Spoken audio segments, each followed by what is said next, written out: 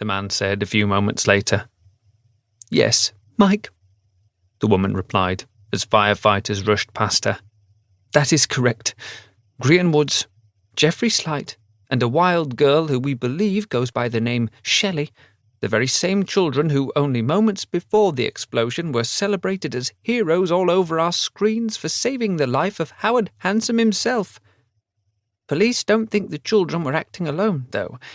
They are believed to be members of a group called the Proctors, who have been trying to sabotage Howard Hansom and the tipping point since his plans to save the planet first came to light. The Proctors are a group of radical tilt deniers who believe the planet hasn't shifted on its axis, and that the earthquake was a hoax." "Ah, what an elaborate hoax that would be," the man in the studio snorted, as the TV screen cut to pictures of Grian and his friends Shelli and Geoffrey on stage earlier that night in the Tipping Point auditorium. Grian huffed angrily and switched off Bob, his handsome watch.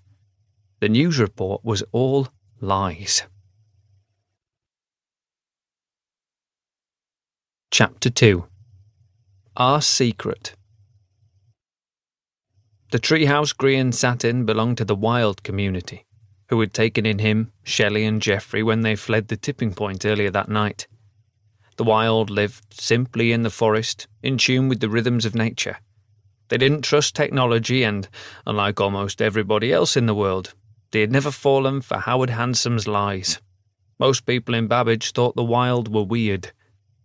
Grian lay back on his beanbag, frustrated. He wasn't just angry at the news report. He was angry with himself for daring to turn on his watch again, because, unlike only a few days before, now he knew the truth. Bob wasn't his friend, and Howard Hansom and his technologies could not be trusted. He had only turned on his watch because he had been desperately trying to reach his granddad again, when the news report flashed across his screen. On impulse, he had swiped it open, then couldn't look away. Grian knew the report was all lies, but he was sure most people would believe it. He longed to go back to the time when he was like most people, when his watch was his best friend and Howard Hansom, the wealthiest and smartest tech entrepreneur ever, had all the answers and was going to save the world. Grian's sharp learning curve had begun when his sister, Solus, ran away to the tipping point to help save the world, and his granddad, who had been minding them, went to find her. When Grandad never came back and black-cloaked strangers turned up at their house, Grian was forced into a dark adventure with his neighbour, Geoffrey, and a wild girl called Shelli.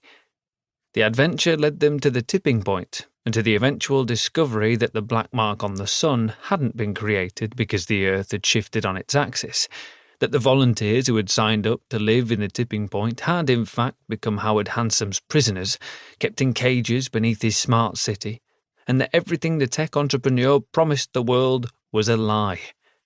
And now, even though Grian and his friends had managed to save his sister and a few of the volunteers from Hansom's clutches, the situation was somehow worse than ever.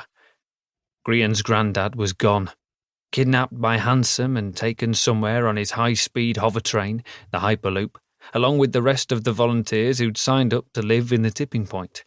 And the black mark on the sun had grown so big it now filled a quarter of its face.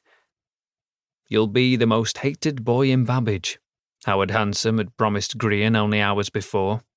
And the man was right. Grian's face, along with those of Geoffrey and Shelli, was all over every news channel, watch face, billboard and bus stop in Babbage and across the planet, all because of the false story of blame that the tech billionaire had concocted and spread through his Hansom-owned media networks to divert attention away from whatever evil it was he had planned. Solus, his sister, snorted loudly in her sleep, pulling Grian from his thoughts. She was curled up on a beanbag across from him, in the treetop hut swaying gently in the wind. Grian felt for the small package in his pocket and pulled out the cream drawstring bag his granddad had given him in secret, just before he was kidnapped. Inside the bag was a piece of yellow rock crystal and a letter. The letter and crystal were from a mysterious person called the White Rose, who seemed to know what was happening to the sun and how to stop it. Hansom was desperate to find this person too, so much so he'd kidnapped Grian's granddad, convinced he knew something,